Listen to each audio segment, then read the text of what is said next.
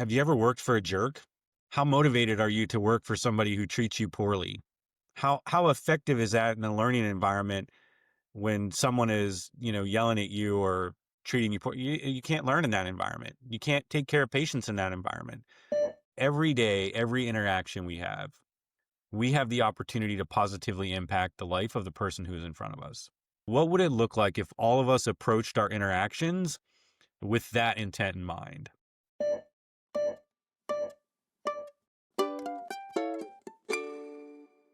Welcome back, everyone, for the first time ever, also as a video podcast. And today we're being joined by a very special guest, Dr. Joshua Hartzell, an experienced internal medicine and infectious diseases physician and retired Army colonel who spent over 25 years in military medicine.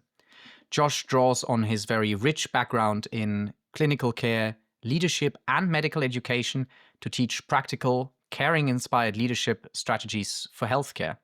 And he has written a book, A Prescription for Caring in Healthcare Leadership, with an actual prescription on the cover, which I absolutely love. Like, you literally give people a old-fashioned, maybe, prescription. And in the book, he offers evidence-based insights on building cultures of compassion and excellence by prioritizing the well-being of healthcare teams to ultimately improve patient care. Josh is also a sought-after speaker and coach on leadership development and faculty at the MGH Institute of Health Professions in Boston. Josh, welcome. And to maybe start us off, I was interested what your favorite thing is to bake. Great question. Well, Ulf, thanks for having me and thanks for the work you're doing. I think this is such a great podcast with a sort of unique audience, and I love the work you're doing. So thank you for that. The favorite thing I love to bake. Well, I'm going to give two. The first would be I am a huge chocolate chip cookie addict. So any chocolate chip cookie is probably my favorite thing to bake. I will say the second one, given the time of year, since we're in December, is that my kids and I will be baking sugar cookies and decorating them this weekend. It's kind of a family tradition. So cookies as in chocolate chip generally over the holidays, it's definitely sugar cookie time. Sounds very good. Well, you talk about your habits and that you like baking in your book, but it's just not random that you talk about this, right? I think it's in the context of self-care, and that might be a bit counterintuitive for someone listening. Well, if you're a leader, you need to lead others. Why does it maybe all start with self-care? Yeah, and that's one of the main reasons why I put that chapter in the book is because when we think about leadership, we very often think about all the people we're leading. And what I've seen over, personally my career, but others' careers is that when we don't take care of ourselves, it really impacts how we are able to effectively lead others. And, most of the leadership books that are written in that outward perspective of what am I going to do for others. And I thought it was important, and, especially we think about burnout also, to have a chapter that was just dedicated to how do you take care of yourself and what does that look like? And one of the things that I tell people is that's different for everybody. Like, I can't define for you, like, Ulf, what your self-care looks like. I mean, there are certain things that we all need, like sleep, good nutrition. But then there are other areas in our lives that just are going to be unique. Yeah. So for me, like, I love to cook. I like to bake. Um, and I do those things because one, I like the end product that I get to eat. But I also just find it sort of relaxing to spend, an afternoon putting some of that food together.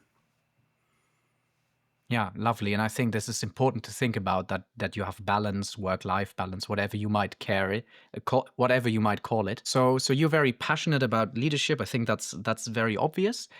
When did it make click for you? Because you also write we need to sort of lead and care for the people through leadership, like we care for patients, which is, I think, always the number one priority in medicine.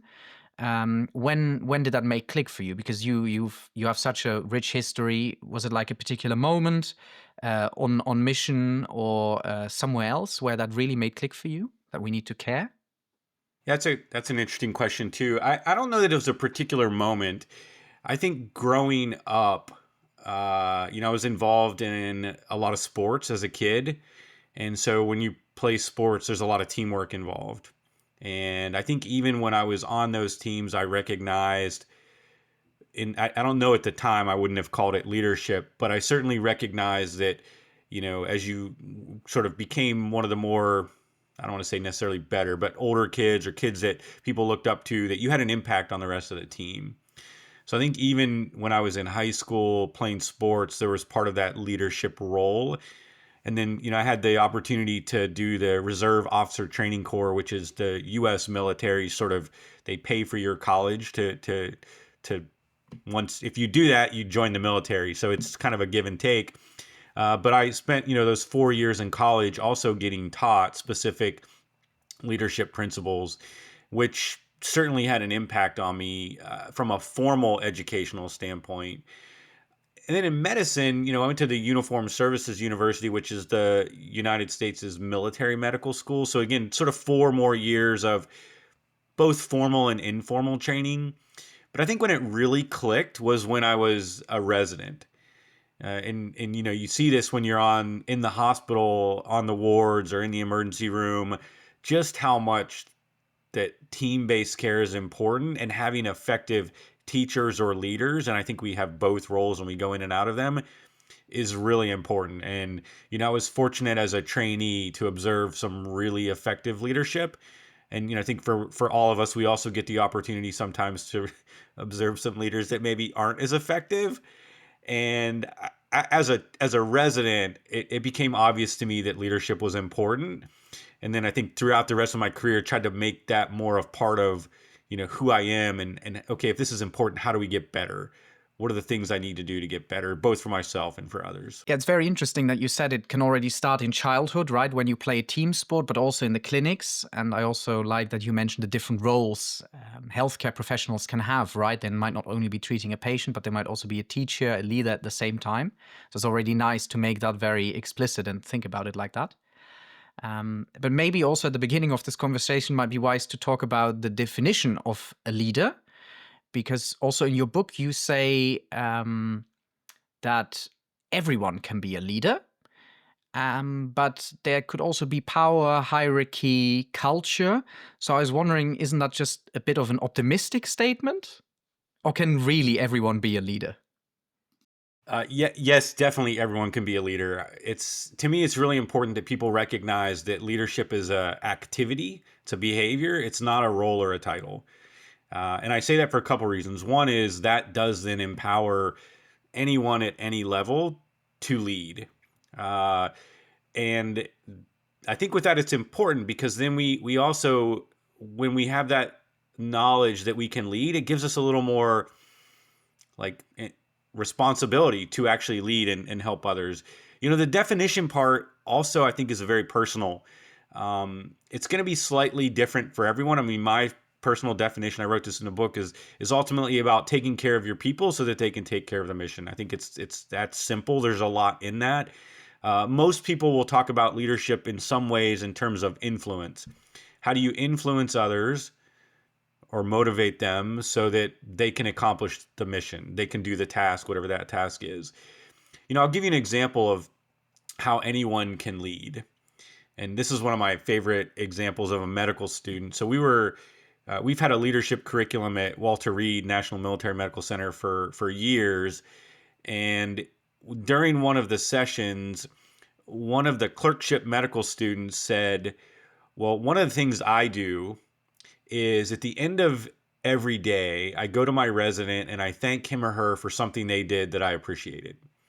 And I do this because I know that the resident is working hard, which I think we would all agree. And but they don't always get thanked for what they're doing. And the student said this, not my words, his words.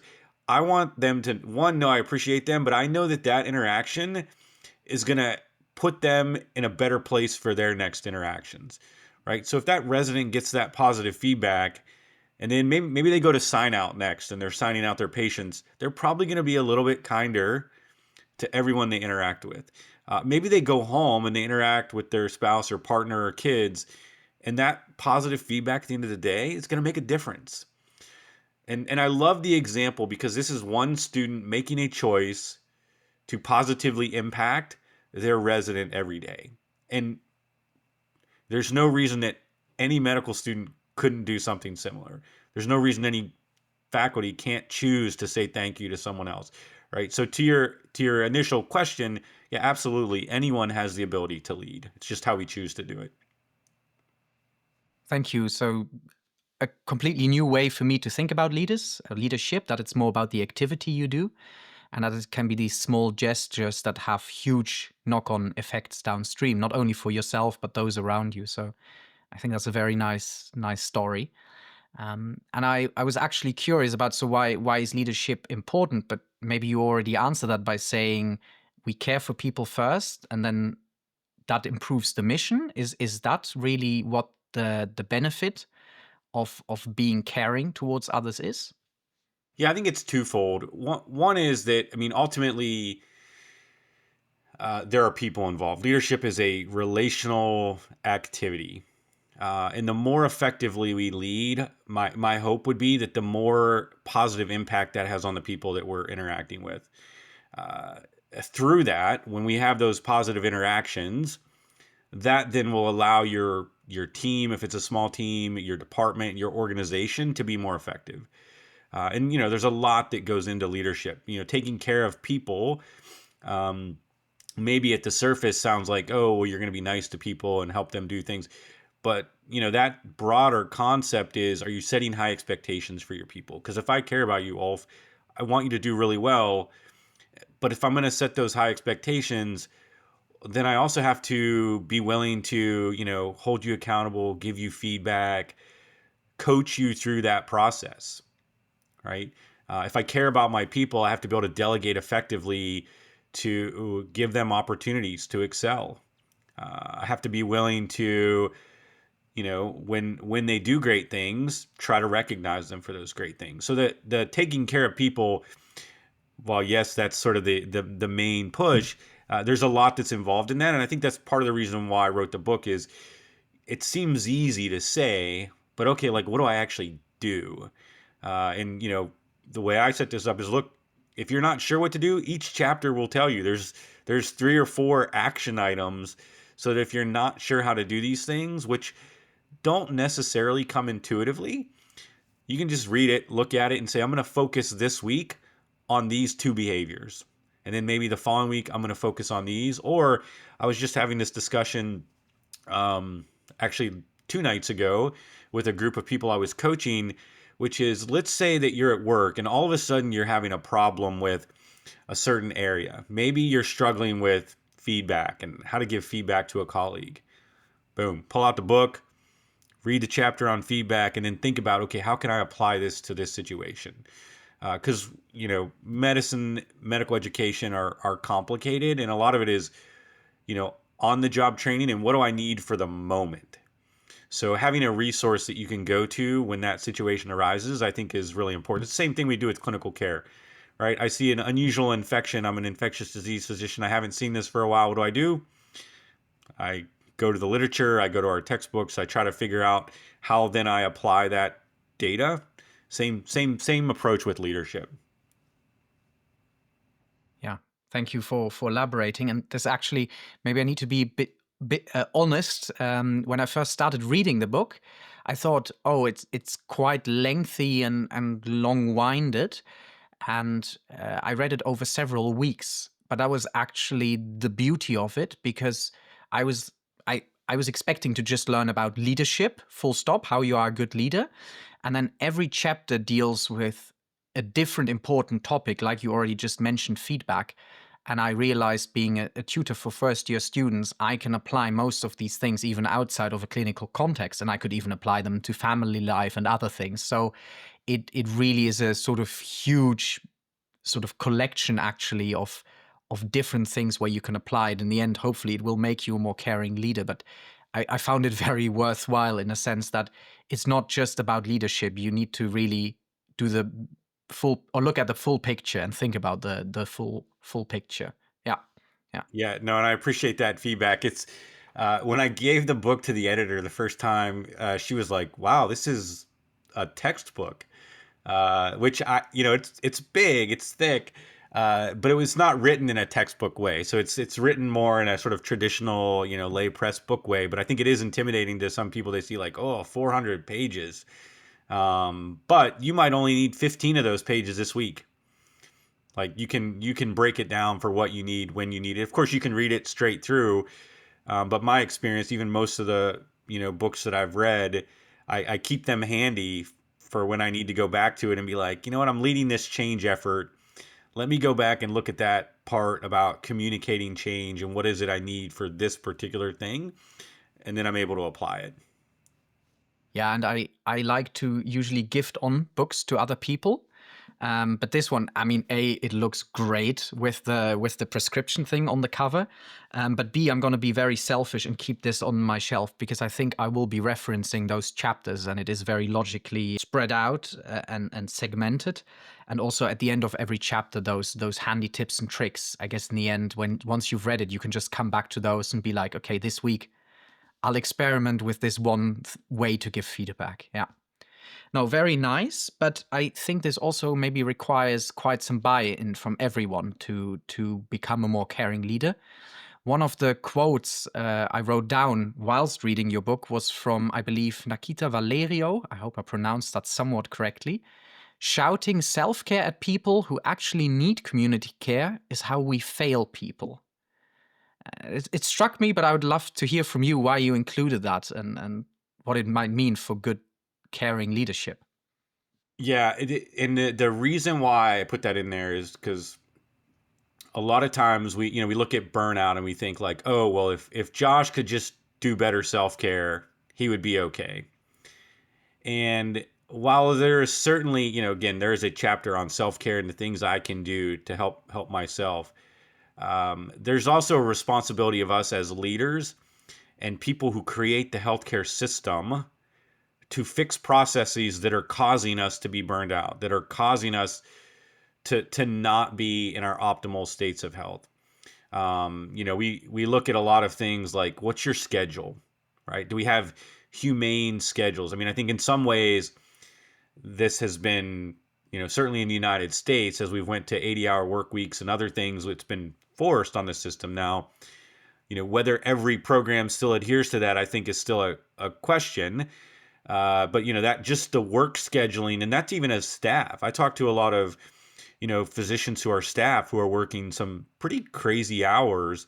Or if we look at our nursing colleagues, okay, what are your hours? What is the patient care ratio? So how many patients are you rounding on every day? What are workflow issues? So if our clinic is so inefficient that by the end of the day I have 15 notes to write, and there was no way I could write them during the day, well, that means I have to do all that work after clinic. And I can't remember who said this, but there was sort of this tongue-in-cheek joke about pajama time for primary care physicians, and that pajama time was them with their computer finishing their daily notes. So how do we as a system fix that? Right? Like we shouldn't expect physicians to be at home writing notes when they should be spending time with their families and their kids. So that's the look. I can't shout self care at you and then create a system where you have to be at home doing all this work, right? It's the two of them don't really line up if we're being honest to each other.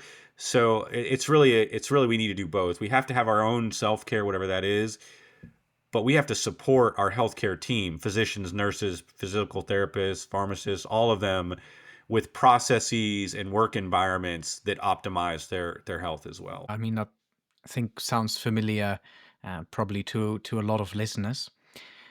And I learned from Tasha Wyatt the other day that learners inherit a system they didn't create, and they still need to deal with it. Do you maybe have any insights on how to navigate this tension? So let's say you want to be caring leader, right? You give positive feedback. That's all nice and good, but what if you're really within such a system? What are ways to maybe navigate that more healthily? Yeah, so I'm going to give you a couple answers to that. One is from the leadership perspective, and that is the leader is you have to ask your people what they need. Right. My responsibility is not to just put the self care onus on you, but figure out how do I create an optimal work environment for you. So I need to be aware of schedules. I need to be aware of patient nurse, patient physician ratios. I need to be aware of the system problems that are creating havoc for the people providing the care or the people providing the medical education. So, and as a leader, that means maybe still being part of the patient care team. So I see it firsthand. It means going to medical students and asking them like, hey, tell me about your schedules. Tell me about the people you're working with. Tell me about the problems you see. So actually seeking out that data. I think that's critical as leaders to be able to then improve the system. You have to look for the problems. Um, as an aside, one of the favorite questions I like to ask as a leader to sort of help create some safety, some people feel comfortable saying things is I just ask trainees like, what drives you nuts that we're doing? Like, what are we doing that is just dumb or stupid that we should fix? And I think when you put it in that language, it gives them sort of like, he's serious about this. The other side of it then is, as a trainee, medical student, resident, or as a faculty who is in the system, you have to be willing to give feedback. We used to always say, like, don't suffer in silence. So, when you have leaders who are receptive or even not, like, try to push that up and say, look, here's the issues I'm seeing. And I love it when somebody comes to me also and says, here's the issue I'm seeing, and here's a couple potential courses of action to fix it. That's really helpful. I'm not a big fan of the like, don't bring me problems unless you're bringing me solutions, because I think sometimes that sets up the expectation that, well, if I can't give you a couple solutions, don't bring me those problems. And what I've seen over my career, and someone actually taught me this, is that often those problems that don't have solutions are the ones that you need the leader the most for. So if you can bring solutions or ideas, that's great.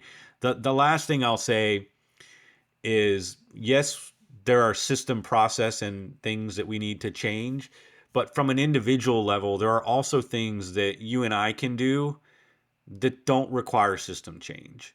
We can treat each other with dignity and respect.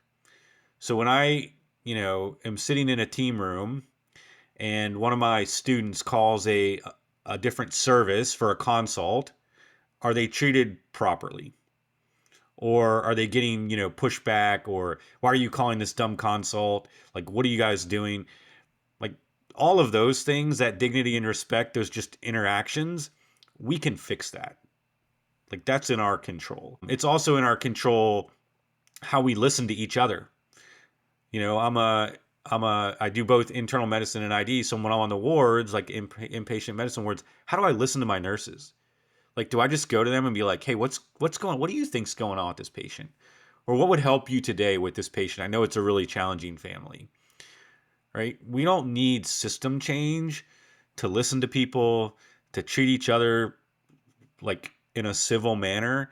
And then we talked about gratitude earlier. Like, I don't need the system to change for me to go to a nurse and be like, hey, look, like, I understand how challenging that patient and their family were. Like, I just want to say thank you for the amazing job you did dealing with that situation.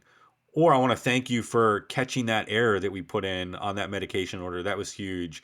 Like, thank you for doing that. So I think it starts with the system, but it doesn't sort of, abdicate us that there aren't things we can already do to make it better. No, I think that's very true again.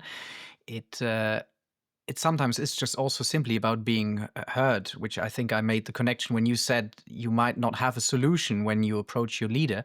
It might, in the end, even be enough if you just, spit it all out, you get it all out, you already feel better, right? So quite often it's also just about being heard or your leaders being aware about the issues, and then maybe they can help you, maybe it's not even required.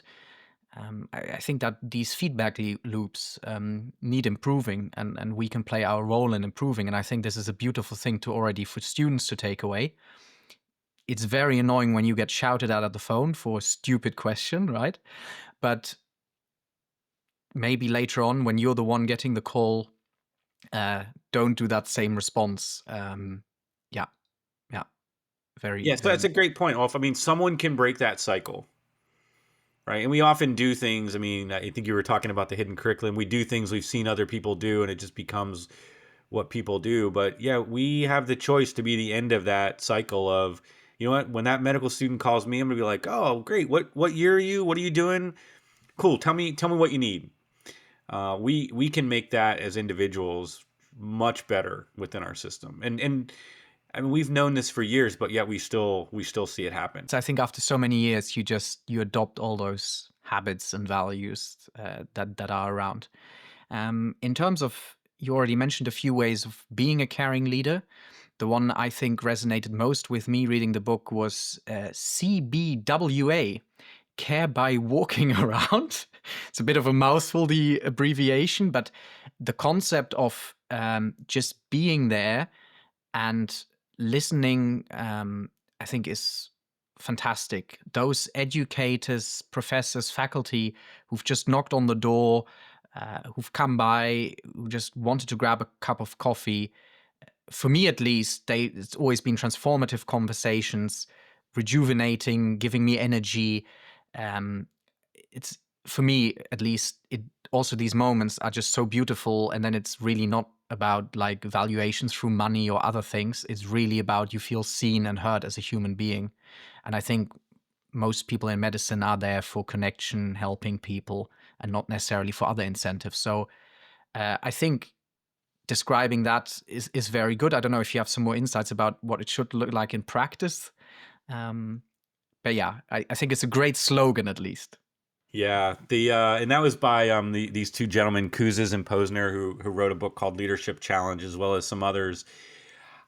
I was fortunate. I actually had a lot of leaders when I was early in my career that did this, and I think it just that made it more real to me, especially then when I read about it and heard other people doing it. But I would agree with you, right? So if you're a mid or senior, it doesn't matter what level leader you are. I think being with your people is really important, right? If you're a someone who's teaching in the basic sciences, do you ever just show up, like where the students are studying and just ask them how they're doing and check in on them, right? Do you ever just drop in on the anatomy lab during maybe study hours, just see if anybody needs any help, or just to, simply like, hey, what's going on? How are you guys doing? Like, those connections are really, really important. There are also opportunities where you can, get information and find out, like, hey, what are you guys struggling with? Oh, you're struggling with that. Maybe I didn't explain that well enough.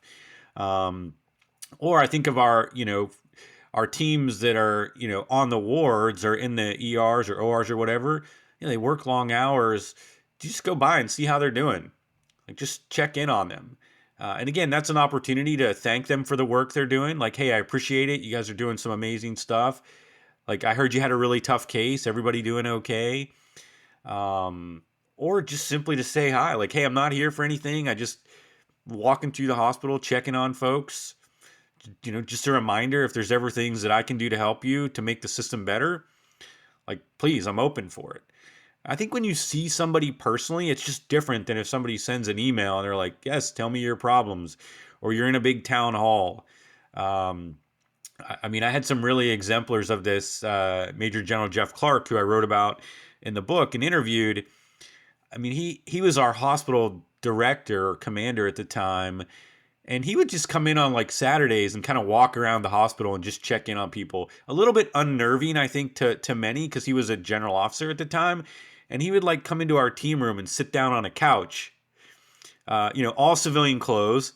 So it wasn't like he was wearing his uniform and the stars. He would just sit down and be like, "Hey, how's everybody doing? What's going on?" Uh, but people really appreciated that, and people would tell him, like it'd be a Saturday morning or Saturday afternoon, and they'd be like, "Yes, sir, this is broken." Uh, but that's the only way we'd find out about it. And I think people just also appreciated the fact that this person who's at this level was willing to spend a little extra time coming to see how we're doing. Yeah, presence, care by walking around, it goes a long ways. So what I've heard now is it's very nice when you're a caring leader, right, to the others around you. It can really transform healthcare for the better. But it might even be that you could look at it from a selfish perspective, right? Like it gives me better data, what I now heard, right? It gives me more insights in what's actually going on. And I also think We probably should do some research about coffee machines, because I always realize at coffee machines, like different teams meet, they exchange idea, suddenly it makes click because you get a new perspective about an issue or research question you didn't quite know how to address. Yeah, in the end, it's all about connection, and that really seems to be a great catalyst. Yeah, yeah, Yeah, well, and I love your point, the connection catalyst, because there's a lot of data coming out now that having connection at work is really important for people's well-being. And to your point, yeah, it fosters discussion. I can't remember who was doing this, but I recently read that this one hospital had a coffee cart, and they would actually push the coffee cart around and go to different places and offer people coffee. But on each of the coffee cups, there was a question that would prompt discussion, and it wasn't about work. It was, like, tell me about your pets, or who's your favorite sports team, or what's your favorite book. And so as people would, share and drink the coffee, they would also have these questions to get to know each other a little bit better. So I was like, this is a wonderful idea. One, because I like coffee, um, and two, because yeah, it created that catalyst for discussion. wonderful. You also, this might be unrelated, but it might be related. You wrote about that sort of the culture, the leadership culture maybe is shaped by either the actions taken or the lack of actions within an organization. Is that then pretty much this, whether someone is quiet and hidden away or if someone is in touch with the staff? So for the actions and inactions, to me, it's really important for us to know that we can be proactive and we can do certain things. And if I give you an opportunity and then coach you and give you feedback, like that's an active process. The inactions really, I think, for me, are things like I saw you disrespect a nurse and I just let it go. I saw you, I saw somebody yell at a medical student or treat them poorly and I just let it go. Because when we let those things go, those inactions then become what our culture is. Like if we allow those things to happen, that perpetuates it, and then over time that just becomes the accepted norm. It's okay when I call for a consult to be disrespectful to the person on the other end. It's okay not to show up to meetings on time because, well, that's just what everyone does. The favorite line I have, and I looked at this the other day, it's, I think, unknown who really said it first, is like, what you permit, you promote. So if you allow things to happen and you have inaction, that then becomes the accepted behavior, whether you intended that or not. So I think for us as leaders, it's really important that we think about that. We have to, one, be proactive, but also when we see things that we don't like, we have to fix them. Because if we don't fix them, that becomes the culture.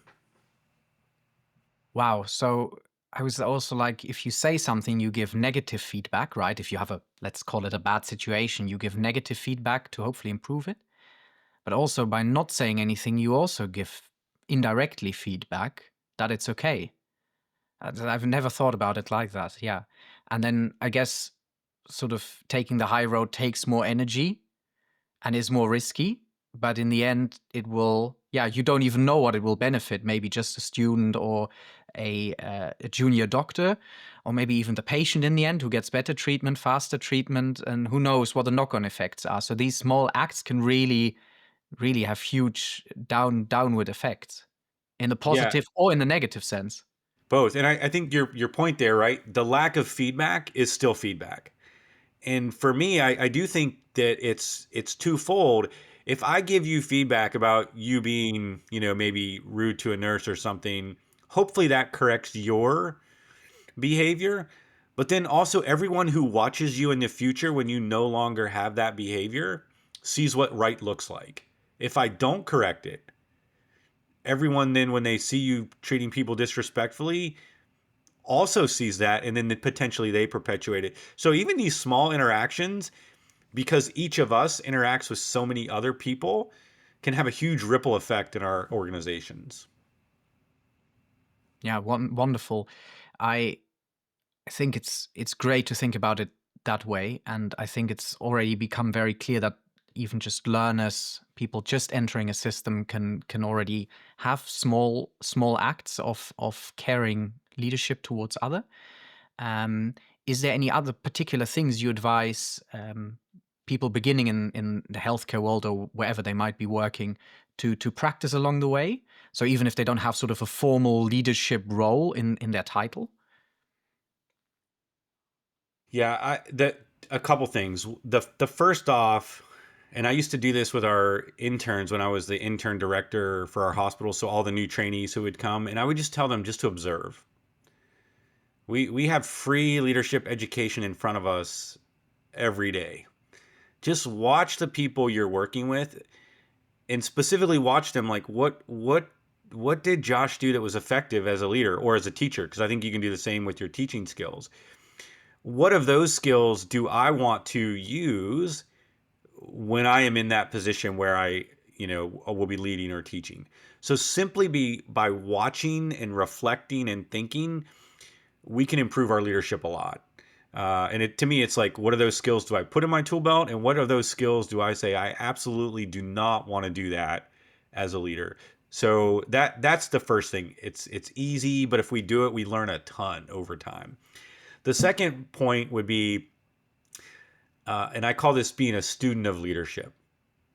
And you're never done being a student of leadership. So over the course of your medical career, your business career, whatever, make it a habit to study some leadership consistently. And look, medical students are really busy. Trainee, like residents and trainees who are they're really busy. Faculty, everyone's really busy. But do you not have 30 minutes somewhere once a week, once a month, where you could listen to a great podcast? I mean, potentially like this one. Or do you have 30 minutes a month that you could pick up and read one chapter of a book? I find it hard to believe that people can't find 30 minutes somewhere. And if you do 30 minutes a month over the course of years, that adds up, right? That really adds up. So instead of thinking about it in terms of, oh, I need to get a degree in leadership, or I need an MBA, or I don't have time to read all these books, just do it in incremental chunks. And what you'll see is that if you do that, after a few months or a year, it really makes a difference. And, being that student of leadership over time, it's never too early to start. For medical students, I would ask them, think about, what are the skills I need to do to be really successful as a medical student or as a resident? Read about followership. How do you be an effective follower to support your team? What are those skills? Because if I know those skills and I do them well, boy, my residents are going to love me. My attendings are going to love me, right? Which is then going to help you be more successful at that level. And then, okay, maybe your next level, I need to learn about feedback. I'm a resident and now I'm giving feedback to students. How do I do that? What does it look like? Like read about that. But yeah, I think it's important that, one, we just watch and observe people, and then two, like put it on your schedule. Make it a habit to 30 minutes a month. That's all I'm asking, right? Maybe you have more, but at least something. It'll pay off. It'll pay off for you, and pay off for us collectively as a healthcare, system. Yeah, it's really shockingly obvious, really. So thank you for writing it so clearly and also explaining it to us now. Yeah, the sort of sometimes the silence says more than a lot of words, right? The not having feedback also is feedback. That's very interesting. And also, what about you said about making the time? I think nowadays we could also just say maybe a few minutes of your scrolling time on social media. Imagine if you invested that in the people around you rather than in a big tech company. That might be a better investment, maybe. But also, I used to say myself, I don't have the time. And at some point, I became aware of that statement and what it means. And I think in the end, we have the time. It's just how we choose to spend our time. And so I try to be very mindful of that myself. But maybe to come back to these negative instances, something that baffles me as a medical student is we have this wonderful healthcare system where we all work together, right? Every specialization is a small puzzle piece, and we're all there to help the patient. But quite often the narratives about the other specializations are quite negative, right? the ER doctor saying the radiologist is slow, lazy, whatever it might be, and the radiologist saying the ER doctor ordering unnecessary CT scans. And I mean, it's always easy to complain. Um, but also, I rarely see healthcare professionals sort of fight for each other. And then I read a statement in your book about grenades. Maybe you can, maybe you can, yeah, enlighten us a little bit what we can maybe learn from the military on that, how to really fight for each other. Yeah, and the quote from the book is that, like, people don't usually die for like their country; they die for the people standing right to the right and left of them. Right, in the military, it's really about my fellow soldiers, sailors, airmen, and Marines, and the relationships and bonds we have, which is similar in healthcare. Although we work with a lot of different people and we don't necessarily have that same level of connection, the ask I would have people think about is, but we're all on the same team.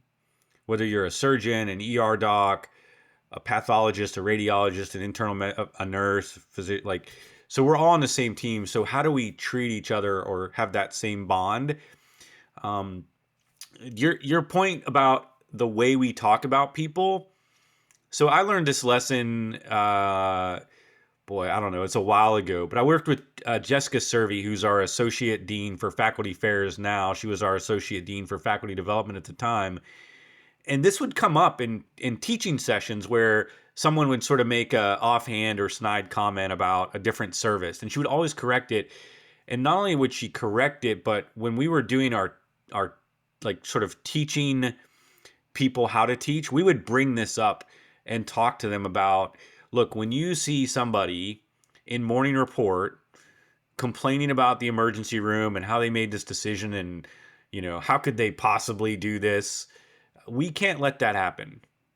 We can't let other physicians, educators talk negatively about other ones, because what that does is it, going back to our former point, is it perpetuates that and it makes it seem like that's okay. So, the big way we fix that is we have to give people feedback on that. And honestly, this is probably one of the things I see a lot, either when I'm on the wards or during teaching sessions, is people will say, like, "Oh, I can't believe that outside hospital, they were so dumb that they would do this." And I'm like, "Hold on a second. Like, these are other physicians who are doing their best to make the best decisions. We really shouldn't talk about them that way." Right? But you have to stop and correct people for that. Or, oh, the ER didn't do anything on this workup again. I can't believe they're sending this patient and there's no workup done. I'm like, okay, well, let's step back for a second. Do you think they're doing the best they can for their patients based on the system and what they're dealing with? Right? We did not allow that kind of behavior, because as soon as we do, then it creates those barriers between us. And the other thing I try to remind people, and this is both for clinical care, teaching, and leadership, is everyone shows up trying to do their best job. They may not be effective in our eyes, and we may not be effective in their eyes, but we all show up generally trying to do our best. I mean, yes, there are outliers who, are just maybe not, but that's a really an outlier situation. So, recognize best intent in people instead of thinking the worst. We tend to go to the worst, like, oh, they're a terrible physician, or I can't believe it. Just best intent. Like, they're doing the best they can, trying to help people. And guess what? My job is to help you. Um, how can I help you be more effective? Because we both, again, you mentioned this, Ulf, like, we all want the same thing, which what is best for our patients. We also, as faculty and teachers, we want what is best for our students. We might have different views on how to get there, but we need to remind each other that we have a common vision and that we're on the same team. And that starts with not allowing some of this negative talk about each other. Yeah, it's actually, if you think about it, very unique what we have in healthcare, that we have the shared commitment, the shared goal, and everyone contributes that. And it might be with different educational backgrounds on different levels at different times. But we're trying to move in one direction together. Yeah. Yeah, and I just add one thing to that, Ulf, is that in the military we talk about what do you see from your foxhole, right? Which is kind of like you dig out and you're in a defensive position and you're looking out of your foxhole. So I can only see a limited area. But the people to the right of me and left of me, they have different views. They see different things. And for us in healthcare, this is really important. Look, I'm an infectious disease physician.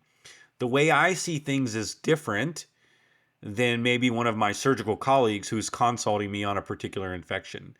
Like they're in the OR, they see things, they treat patients.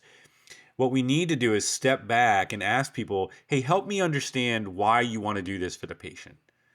Because lo and behold, occasionally they're actually right and we're actually wrong, right? Because we just don't have their perspective. So if we again recognize, look, we both want the same thing for this patient. Let me just stop for a second. Hey, Ulf, help me understand why you want to do this. Help me understand why you don't want to do this procedure, or why you do want to do it, or why you don't want to give antibiotics. But like just have a discussion about it. And really be open. Again, goes back to the listening. I think often we're quote unquote listening, but we've already got our mind made up. Can I go into that situation with some humility and listen and try to figure out, hey, you know what? Like I actually got this wrong and I need to change.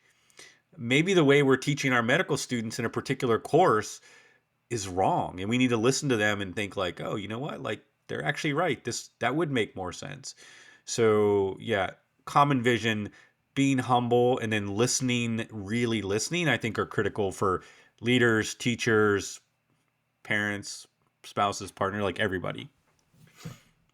Yeah, that's what I already said when reading the book. I think you can apply it anywhere to improve almost anything. So that's what makes it extra valuable. But I agree that, and the humility is also part of the culture, right? It's counterintuitive to take humility standpoint, right? It's also this students, I think, often feel this sort of imposter syndrome, having to perform, having to uphold some sort of image of knowing everything, whereas they simply can't. And we all know this, and we all went through it or go through it. So yeah, I think we also maybe need to change how we deal with when someone says, "I don't know," and maybe compliment that they can admit that, and so on. Yeah, yeah.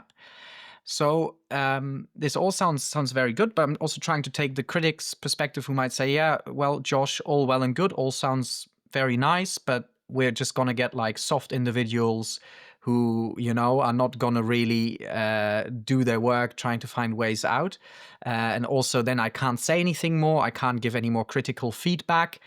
But in your book, actually, you sort of argue the exact opposite. You say by doing this caring leadership, you can set even higher or extremely high expectations. And that sort of, yeah, I think leadership acts as a sort of buffer to deliver even better care. And that it allows you to give even tougher feedback than originally.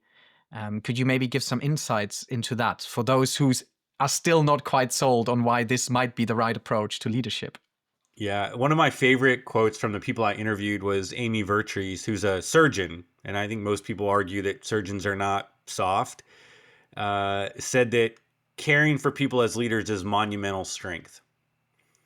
And to your point, um, you know, have you ever worked for a jerk?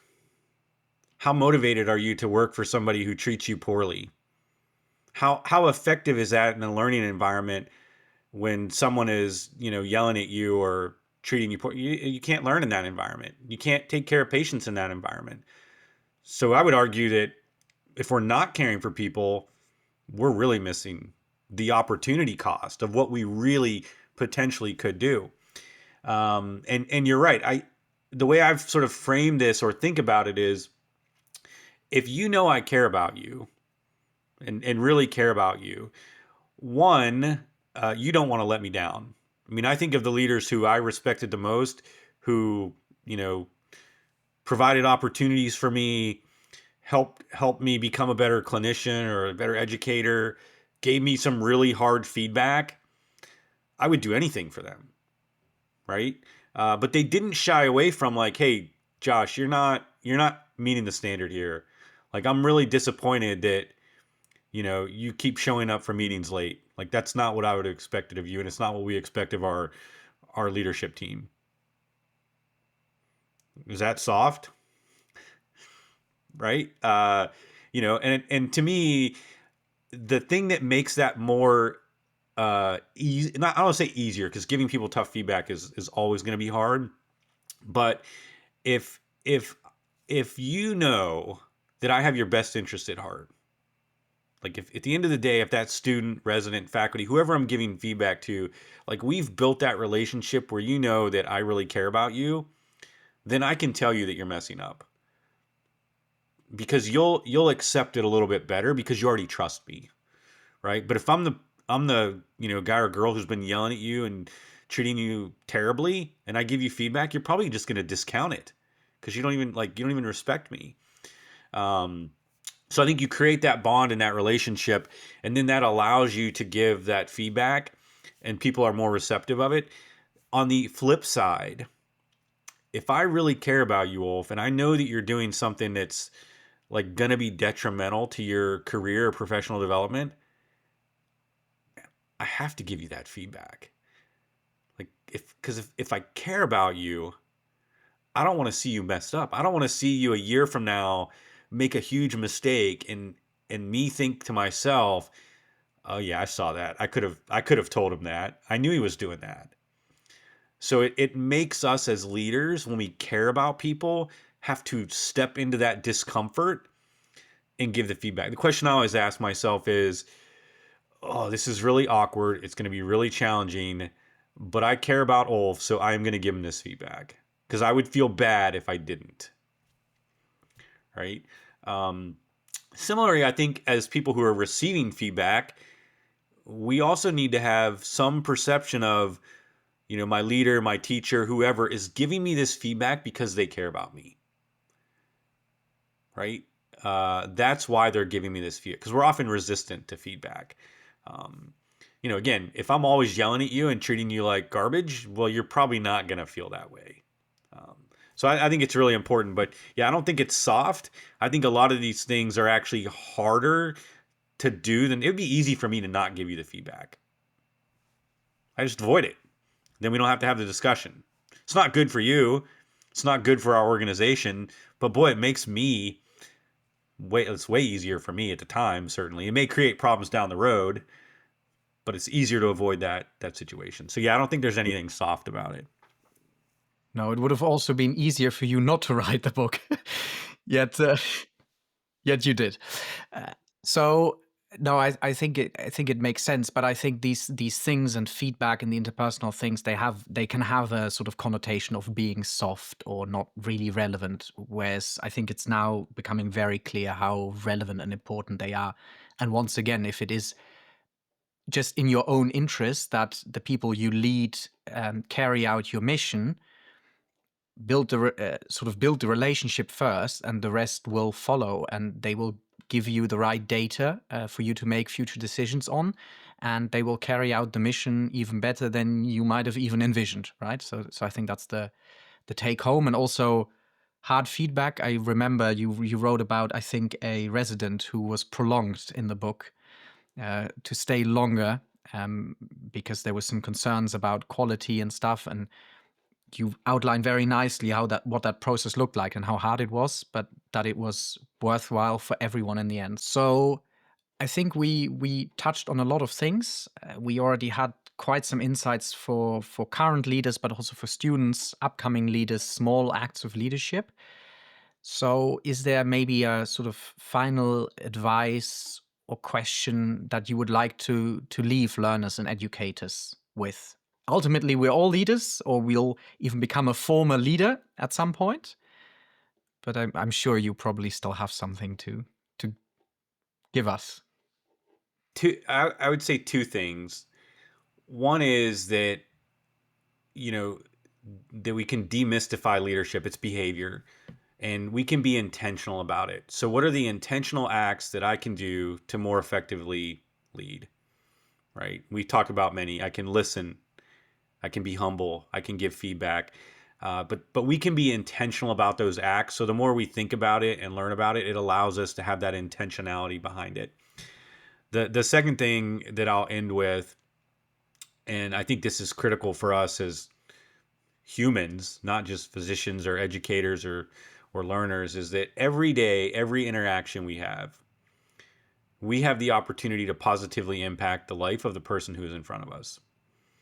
So the way I treat you, the way I interact with you, I can have a positive impact on your life.